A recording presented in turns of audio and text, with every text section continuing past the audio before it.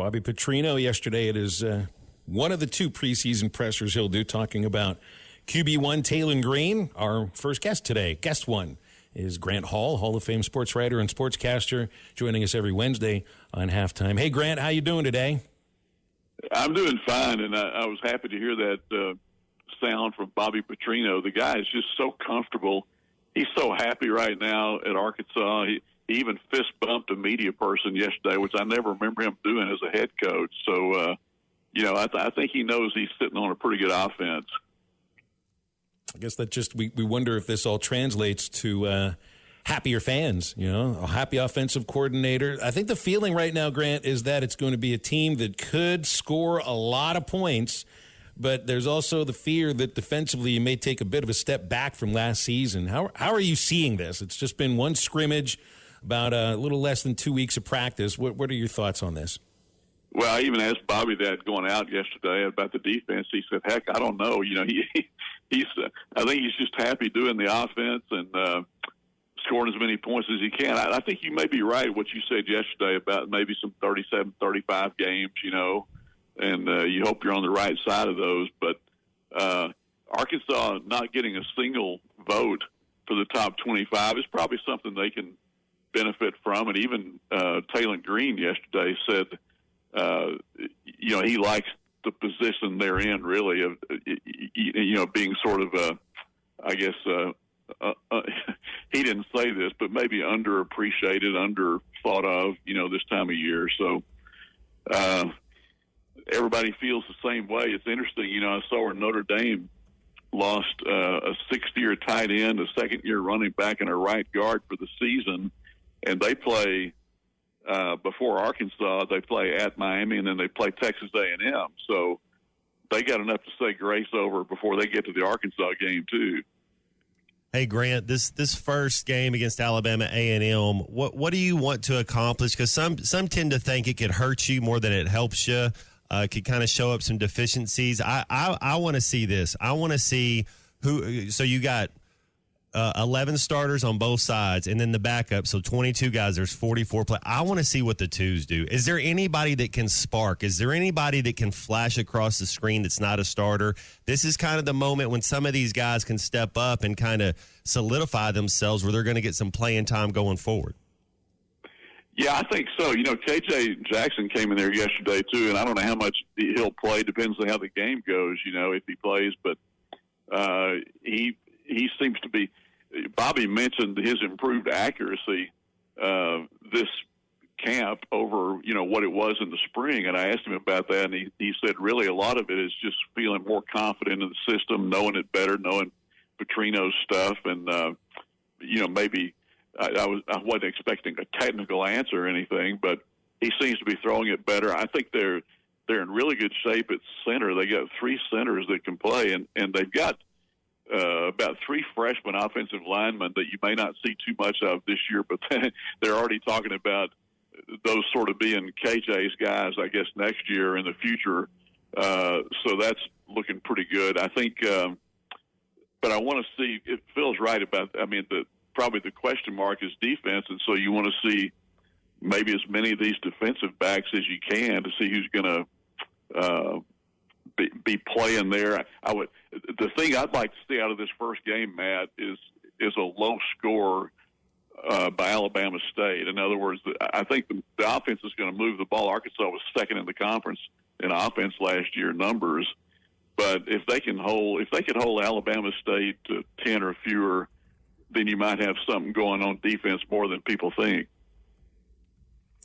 You want to see how they fly. Yeah, I think you're right. 17 or fewer or so, and just to kind of depending, if they score a late touchdown in the fourth quarter, you're not really as worried about it. But, yeah, you'd like to see a 0, no more than 7 at halftime.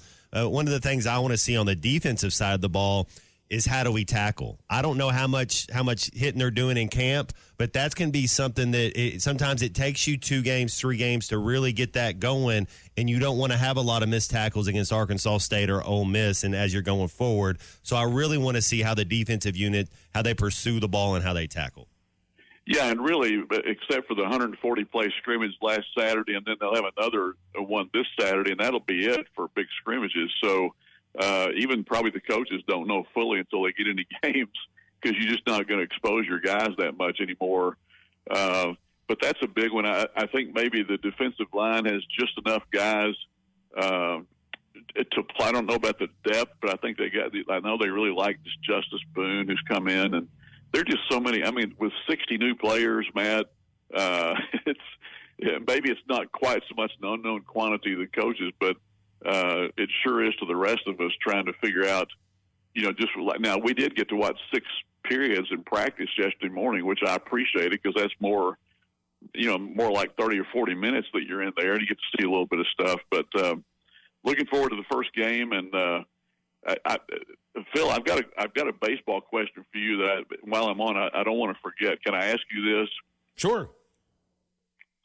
I heard last night a term I had not heard before, and it was in the San Diego San Francisco game. Cronenworth got a base hit, an RBI, and then he got in a rundown, or a pickle, as some people call it. And when the throws back and forth came, the announcer called it a snowball fight. Have you ever heard that used in terms of a rundown play? That's a rundown that took too long. It's really just supposed to be a throw. 1 or 2 throws, 3 at the most. I'd say a rundown that took 5 or 6 throws is a snowball fight, because it's just the ball going back and forth like snowballs, I guess. Right. I had heard it a few times. Well, I'm embarrassed. I've lived 77 years, and I've seen a lot of baseball. Oh, never stop learning. Never stop learning, Grant. Yeah. That's right. Hey, and then I had one golf note. Just quickly, I wanted to mention John Daly II made it to the field of 64 in the U.S. Amateur, which is out in at Olympic Club in San Francisco. John shot 2 over in the first round, and then 367 yesterday, and he said he's putting insane. So, he got in this thing by winning the Southern Amateur at the Blessings by a bundle of strokes on a course he obviously knows really well, and that kept him from having to go to qualify, that next Monday. But he's in the U.S. Amateur in the match play field now, and you can watch that at 6 o'clock tonight on the Golf Channel. So who knows? John Daly II, see what he can do there. Hey, I saw this too. Scotty Sheffler is going to have a different caddy than his normal caddy, and I know he's the number 1 player in the world. Is there anything like he's still going to be playing golf next weekend? Is what I mean. Like, you don't think that hinders him, or if he got last place, didn't make the cut, he wouldn't lose enough points where he wouldn't be able to go forward? How does that hurt or help him? I mean, he's so talented. Does it really matter? I could carry his bag and he'd probably still win. How does it hurt him, though? Or what is kind of like the process of, all of a sudden I got a new caddy? Matt, Teddy Scott, his regular caddy, has a personal situation. I don't think they're saying what it is. So he's now missing 2 tournaments in a row. So I think he used his he's going to use Chris Kirk's caddy. Because Kirk missed it by 1 spot, and so the caddy was available, and it's a guy who played golf on the University of Georgia golf team, so he knows his way around. And Sheffler was out of the playoff by 1 stroke last week, and which is, I guess, crisis for him not winning. So he's going with a guy who has been doing this for a living more. That makes sense, but I hope Teddy Scott isn't out too long and can come back, for the in fact, I've been reading a lot of stuff about the Ryder Cup this week, and Keegan Bradley, man, he's got an interesting decision, because does he pick himself? Does he not pick himself?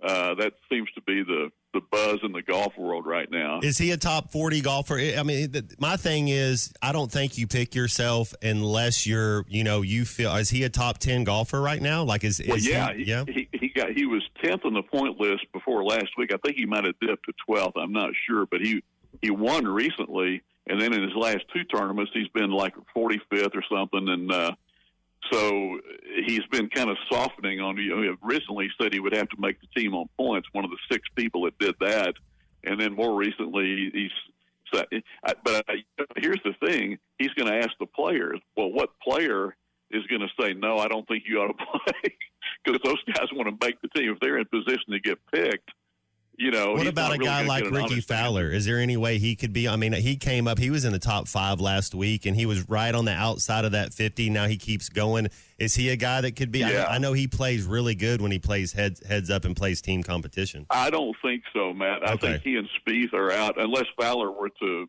win one of these last 2 tournaments or something.